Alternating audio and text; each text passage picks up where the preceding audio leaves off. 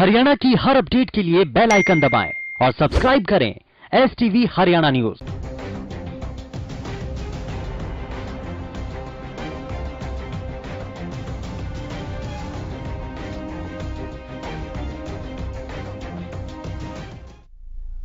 नमस्कार, स्वागत है आपका खास पेशकश पे। मैं हूं नंदिनी मिश्रा आपके साथ। कृषि कानूनों को लेकर बीजेपी के कुछ अपने नाराज हैं। नाराजगी ऐसी ही कि उन्होंने पार्टी से ही किनारा कर लिया। बीजेपी को बाय बाय कहने वालों में अब परमिंदर ढुल और उनके बेटे रविंदर ढुल का नाम भी शामिल हो गया है। बड़ौदा उपचुनाव को देखते हुए ढुल पिता पुत्र का बीजेपी से अलग होना किसी झटके से कम नहीं है। देखिए इस पर एक रिपोर्ट।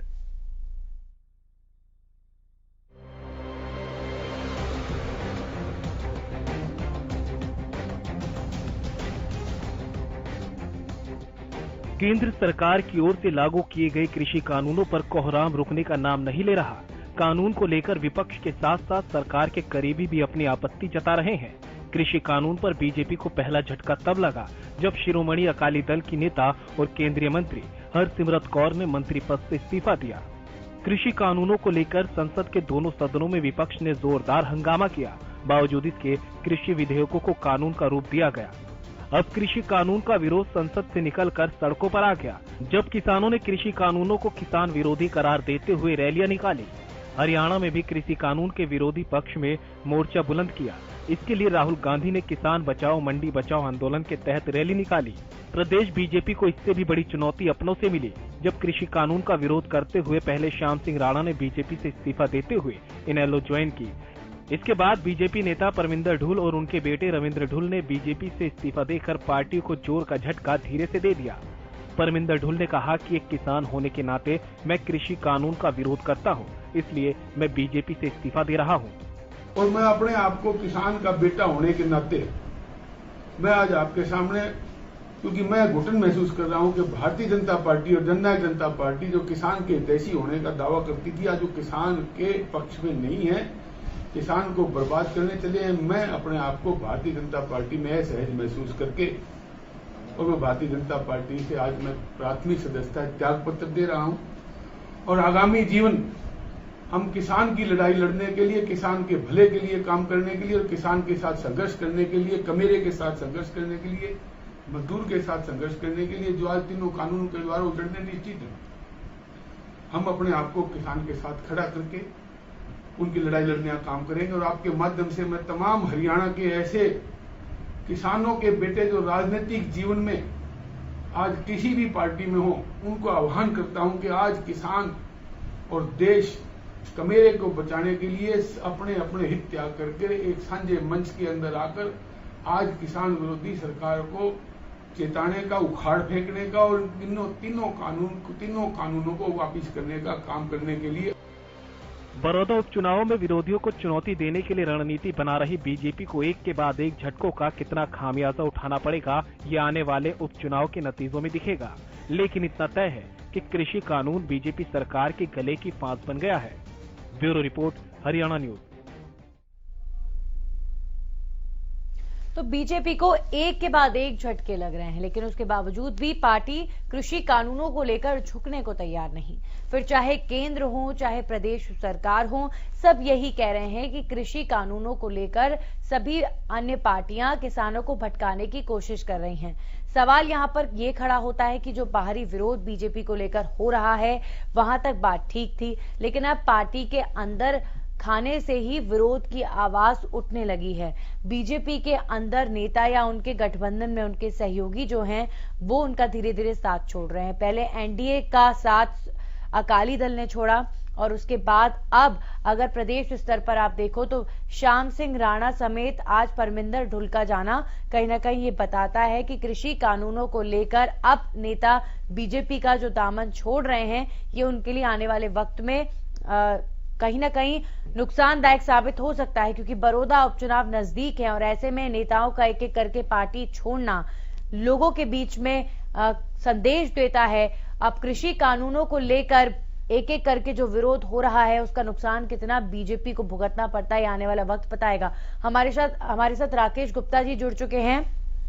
राकेश जी, एक के बाद एक बीजेपी के सहयोगी, बीजेपी के अंदर नेता बीजेपी का दामन छोड़ रहे हैं। अब ऐसे में इसको किस तरीके से आंका जाए, कितना नुकसान आज परमिंदर ढुल का जाना, श्याम सिंह राणा का जाना बीजेपी के लिए होगा आने वाले वक्त में?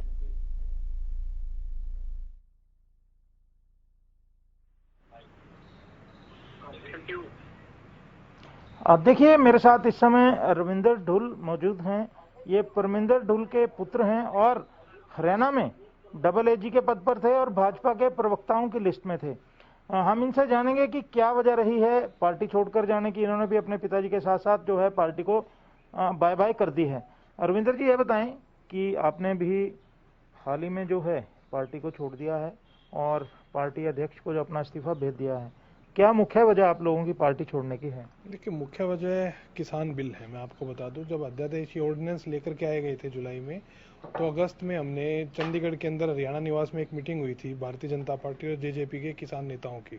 उसमें पिताजी भी उस मीटिंग के मेंबर थे। उस मेंबर में माननीय मुख्यमंत्री को भी अवगत करा दिया गया था उस मीटिंग के दौरान कि हमारी इस बिल को लेकर के कुछ रिजर्वेशंस हैं, तो आप इन प्रावधानों को, जैसे कि एमएसपी की गारंटी हो, चाहे मंडी व्यवस्था की गारंटी हो, इस तरह के प्रावधानों को बीच में ऐड कीजिए इससे पहले कि आप इन बिल्स को जो है एक्ट के अंदर परिवर्तित कीजिए।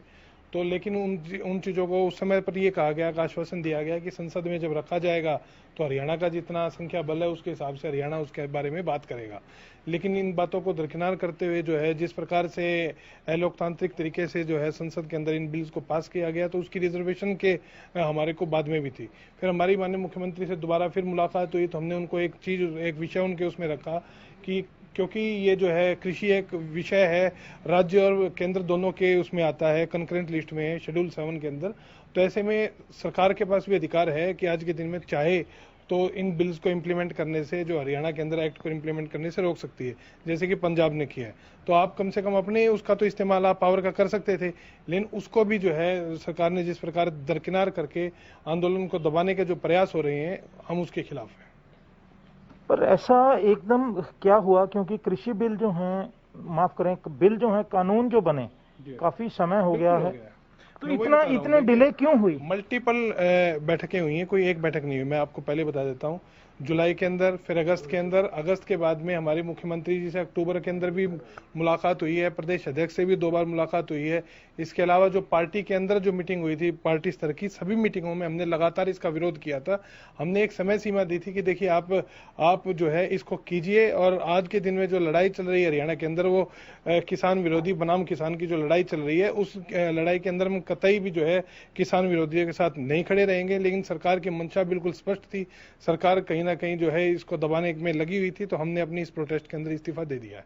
ये जब आपकी मल्टीपल, आपने बताया कि बैठकें हुई, तब क्या आश्वासन जो है आप लोगों को दिया जाता रहा? देखिए, हर बार ये आश्वासन ये दिया जाता रहा कि हरियाणा का जितना भी हरियाणा कर सकता है, हरियाणा अपनी तरफ से करेगा, क्योंकि ये बिल जो है केंद्र का काम है, तो केंद्र की पावर्स को जो है हरियाणा ज्यादा ओवरटेक नहीं कर पाएगा। तो हरियाणा भाजपा की तरफ से बार बार इस तरह के आश्वासन दिए जा रहे थे, अंदरूनी बैठकों के अंदर भी 2-3 बार माननीय मुख्यमंत्री के साथ। उसके अलावा जो संगठनात्मक तौर पे भी जो बैठकें हुई, सब में इस प्रकार के आश्वासन हमको दिए गए। लेकिन मैं आपको स्पष्ट कह रहा हूं, क्योंकि मैंने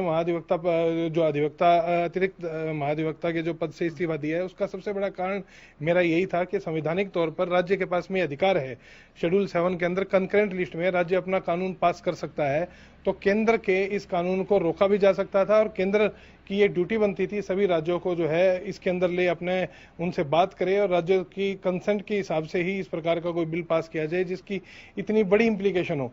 फिर जब पिछले हफ्ते की मैं आपको बताऊं, जब केंद्र के अंदर आपकी एक खबर भी छपी थी कि भी एपीएमसी जो व्यवस्था है वो कहीं ना कहीं खिलाफ है, ये लंबे समय तक नहीं चलाई जा सकती। मैं आपको बता दूं कि इस व्यवस्था को लागू करने वाले रहबरे आजम दीनबंधु सर छोटू राम थे पंजाब रीजन के अंदर, जिसका हरियाणा भी पार्ट था।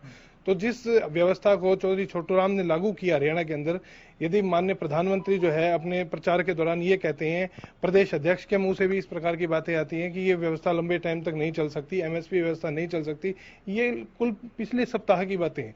तो इस प्रकार की चीजें सामने आएंगी तो किस प्रकार से हम जो है इस सरकार को समर्थन अपना जारी रखेंगे। ये बीजेपी ने जब किसान यात्राएं शुरू की जी, तो आप लोगों ने क्या इसका विरोध किया था? बिल्कुल हमने विरोध किया था। हमने किसी भी ऐसी यात्रा के अंदर हमने भाग नहीं लिया और किसी भी ऐसी मीटिंग के अंदर भाग नहीं लिया जिसमें भारतीय जनता पार्टी के द्वारा यह कहा गया हो कि वो किसान के समर्थन में है।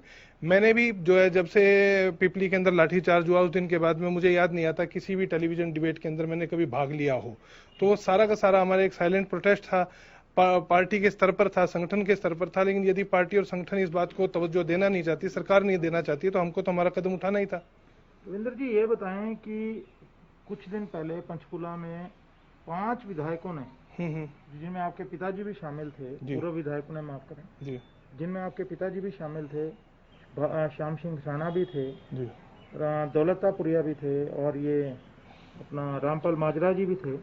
उस समय भी इसके विरोध स्वरूप जो है उस बैठक में फैसला लिया गया।